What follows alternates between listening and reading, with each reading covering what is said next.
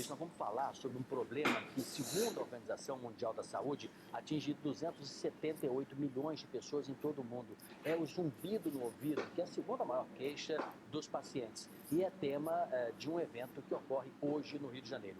O zumbido no ouvido se caracteriza pela audição de um som constante, ou que vai e volta, sem nenhuma relação de causa e efeito com o ambiente.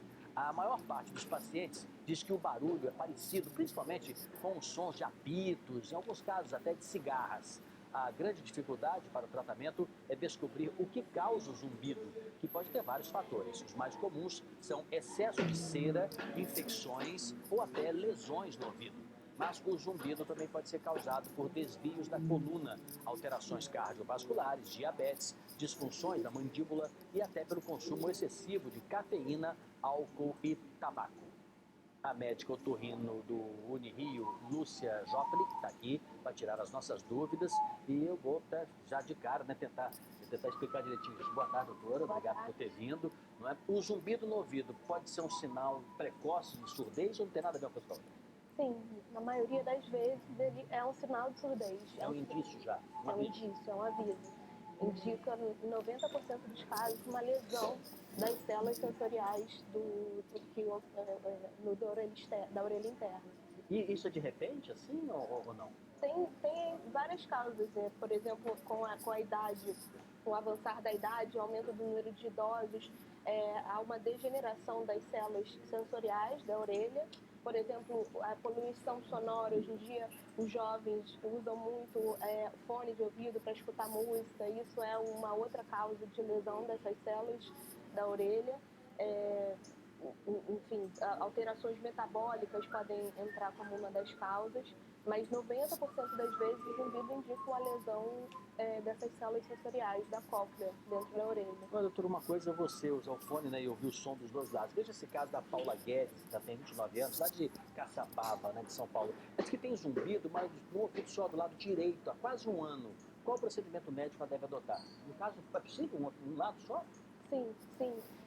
Nesses casos de zumbido em apenas uma das orelhas, né, deve ser prontamente investigado pelo especialista. Pode ser uma lesão das células sensoriais, como eu falei. E tem cura? Nesses casos, a gente tem como diminuir muito o incômodo. Ou pode ser causas vasculares, até tumores, isso tem que ser investigado pelo especialista. Antes de você ficar nervosa, vai um especialista, às vezes é uma coisa muito simples até, sim, né? Sim. Apesar da coisa ser constante. A Nelba Guiar Nunes, do Rio de Janeiro, diz que tem zumbido no ouvido há aproximadamente 6 anos, mais tempo, né? Ouço bem, porém o incômodo piora na parte da manhã. Fui a alguns médicos, mas não tive um bom resultado até agora. Atenção? Tem que ser investigado. O fato dela ter uma piora de manhã deve se aventar a hipótese de talvez uma contração muscular, bruxismo, contrações musculares faciais, e que o bruxismo ocorre principalmente à noite, pode levar ao sintoma de zumbido. Então, às vezes não é uma origem dentro da orelha, né? Me corrija se estiver certo. Bruxismo é quando você, ao dormir, você contrai muito fortemente a mandíbula. Você fica com os dentes trincados. Você não nota, né? Você está dormindo, mas aquilo fica trincado. E aí dói aqui tudo, machuca, a sua nota de manhã, né? Exatamente. Às vezes até quebra até dentes, né? Sim, em alguns casos. Exatamente. Maria das Graças Cordeiro Silva, do Rio de Janeiro, diz que tem zumbido há 10 anos. Está aumentando, né, doutor? 6, 10 anos. No entanto, tenho pouquíssima perda auditiva. O zumbido poderia passar? É a primeira pergunta dela. E mais, tem alguma possibilidade de eu ficar surda? Qual é a origem disso? Essa é uma pergunta que todo mundo faz, né? Um grande temor dos pacientes se o zumbido vai gerar perda auditiva.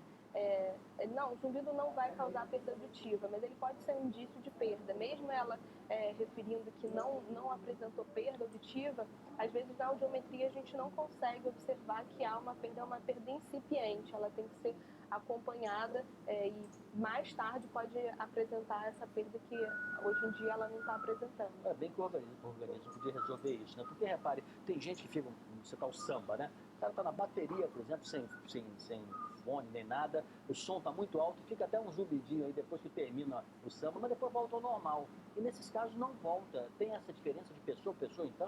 Tem. Esse seria um zumbido transitório, né?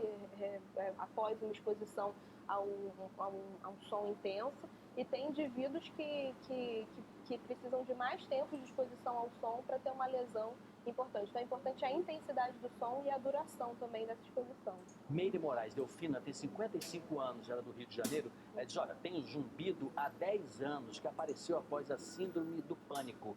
O zumbido é mais intenso à noite e tem variações de forma. Tem relação com a síndrome do pânico mesmo? Será que tem, diz ela? Se tiver relação, tem tratamento? É muito comum a associação do zumbido com um transtorno do humor, como, por exemplo, o pânico, né?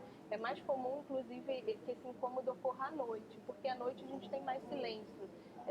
No silêncio, esse zumbido aparece mais, como uma vela. Se eu ligar uma vela aqui no estúdio, a gente não vai observar porque está muito iluminado. Se a gente desligar as luzes, ela vai ficar aparente. É a mesma coisa com o zumbido. No silêncio, ele aparece mais, por isso que à noite ele é mais evidente. Então, Lúcia, muito obrigado por ter vindo. Né? Obrigada a você.